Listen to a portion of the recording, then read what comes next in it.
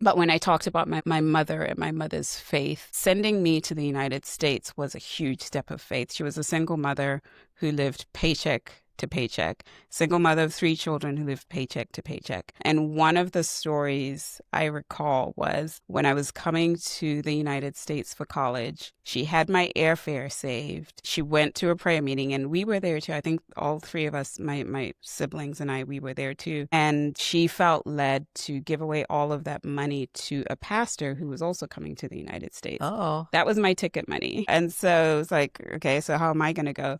But God provided, right? She heard his voice to give, she gave, and then he provided, and I came. yeah. Wow. So it was just remembering, like, it's so important to remember where God showed up because it's important for us to remember that he's faithful. And a friend of mine, Christina, said we had a little gathering at our house several weeks ago, and she said, God, if we read in Hebrews 11:11, right? Sarah, when they talk about Sarah in the Hall of Faith and how she conceived at such an old age, Yeah. it was because she judged God faithful. She judged God faithful. He is faithful. Even though she had a little bit of a hiccup at the Exactly, with the beginning, laughter. Yeah. then later, right, Yeah. she stayed the course. hmm Yeah. Yeah. Yeah. So that's one of the stories of God's miracles in Yeah. your life, and you consider that a memorial A stone. memorial stone. And Yeah. so that was one of the miracles I remembered when I was sitting at that place of